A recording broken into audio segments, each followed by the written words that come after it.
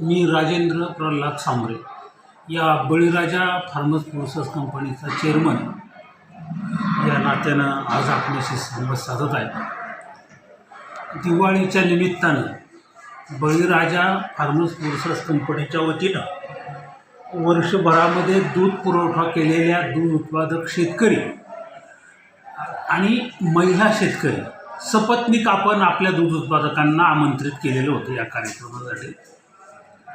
दिवाळीच्या निमित्तानं त्यांना जे बोनस वाटप होतं, रिबेट वाटप होतं संस्थांना, तर त्या कार्यक्रमाच्या अनुषंगानं आज आपण ज्या संस्थेला, ज्या डेअरीला दूध पुरवठा करतो त्या डेअरीचे प्रमुख अग्रवाल साहेब आणि सचिन भोसले साहेब हे या कार्यक्रमाला आपण निमंत्रित केले होते।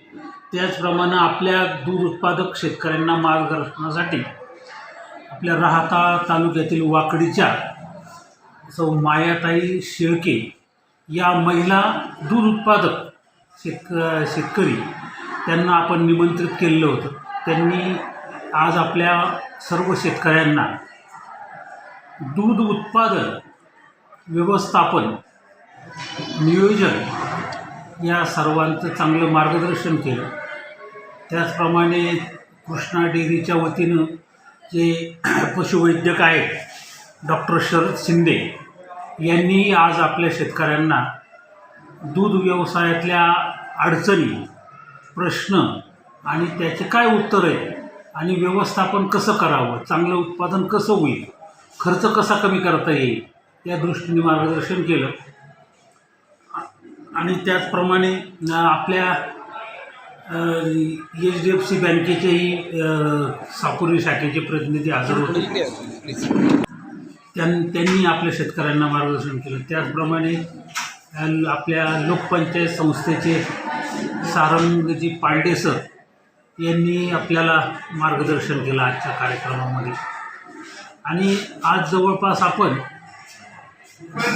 150-125 महिला, 125 दूध उत्पादक शेतकऱ्यांचा आपण सपत्नीक सत्कार आज आपण केला। महिलांना साडी चोळी दिली, आपल्या सभासद शेतकऱ्याचा शाल देऊन सत्कार केला आणि एक अतिशय चांगला घरगुती वातावरणामध्ये आज या कंपनीच्या वतीनं हा कार्यक्रम सोहळा संपन्न झाला। आणि एक समाजामध्ये एक चांगला संदेश त्या निमित्ताने गेला आणि आपण आपल्या सभासद शेतकऱ्यांची, दूध उत्पादकांची दिवाळी गोड करण्याचा प्रयत्न केला। त्याप्रमाणे बळीराजा या फार्मर्स कंपनीचे जवळपास 600-700 सभासद आहेत। या सर्वांनाही आपण या निमित्तानं 10% बोनस, डिव्हिडंड वाटपाची घोषणा आपण केलेली आहे। दूध उत्पादकांना 3 रुपयाप्रमाणे, दूध संस्थाला 2.5 रुपयाप्रमाणे आपण रिबेटचं वाटप पण करणार आहोत। बळीराजा कृषी प्रोसेस कंपनी लिमिटेड या कंपनीचा आज शेतकरी मेळावा आयोजित केला होता। या शेतकऱ्याच्या मेळाव्याच्या निमित्तानं ज्या शेतकऱ्यांनी, शेतकरी उत्पादक महिलांनी ज्या संस्थेला दूध पुरवठा केला त्यांचा विशेष गौरव समारंभ करण्यासाठी त्यांना आज बोलावण्यात आलं होतं। तसेच सभासदसुद्धा या ठिकाणी मोठ्या संख्येने उपस्थित होते। या कार्यक्रमासाठी ज्यांचे आम्ही ज्या संस्थेने दूध पुरवठा करतो त्याची कृष्णा डेअरी या संस्थेचे अध्यक्ष, कर्मचारी आणि बाकीचे सचिन भोसले आणि त्यांची सर्व टीम या ठिकाणी उपस्थित राहिली, ती मार्गदर्शन केलं। आणि या दूध उत्पादकाच्या मेळाव्याच्या निमित्ताने ज्या गायांचा संगोपन करण्यासाठी डॉक्टरांनी माहिती दिली, त्यानंतर गोठा कसा चालावा यासाठी महिला मायाताई शेळके पाटील यांनी सुद्धा मार्गदर्शन केलं। सर्व या कार्यक्रमात मोठ्या संख्येने उपस्थित राहिले। मी सर्वांच्या वतीने त्यांचे आभार मानतो आणि दिवाळीच्या शुभेच्छा देतो। दिवाळीच्या शुभेच्छा देताना एक माहिती देतो की आपण कंपनी शेतकऱ्यांच्या हितासाठी मका, सोयाबीन खरेदी विक्री चालू आहे, त्याचा लाभ शेतकरी संपर्क साधावा अशी मी विनंती करून दिवाळीच्या सर्वांना शुभेच्छा। आपलं उत्पादन क्षमता दुधाची वाढणार आहे आणि त्यासोबतच आर्थिक उत्पन्नही वाढलं आहे.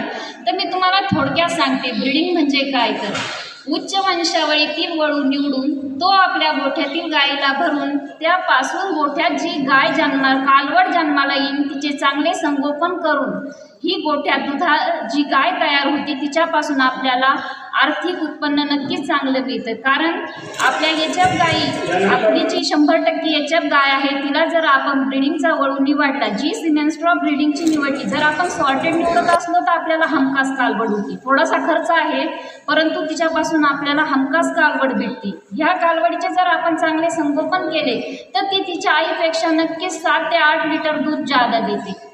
असं हे प्रत्येक वेतामध्ये थोडंसं दूध वाढलं जातं.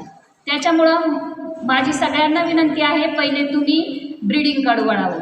त्यानंतर विषय येतो कालवड संगोपनाचा. आपण आपल्या गोठ्यातील कालवडी शक्यतो दुर्लक्षित करतो. काही जण तर इतके जण कालवडी सांभाळतात, एका वेळेला 5-5, 7-7, एवढी गरजच नाही सांभाळायची.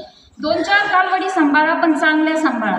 जर गोठ्यात जेव्हा कालवडीचा जन्म होतो तर तिला पहिले 1 तासाच्या आत चीक पाजला गेला पाहिजे. कारण हा चीक तिच्यासाठी जीवनामृत आहे. तिला वेगवेगळ्या आजारांपासून जे लढण्याची ताकद या दुधातून भेटते.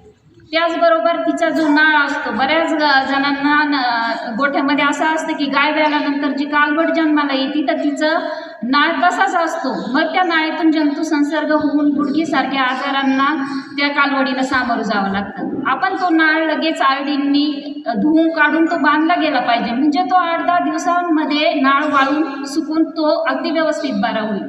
त्यानंतर पहिले 3 दिवस ह्या कालवडीला व्यवस्थित चीक पाजला गेला पाहिजे. त्यानंतर पहिल्या महिन्यात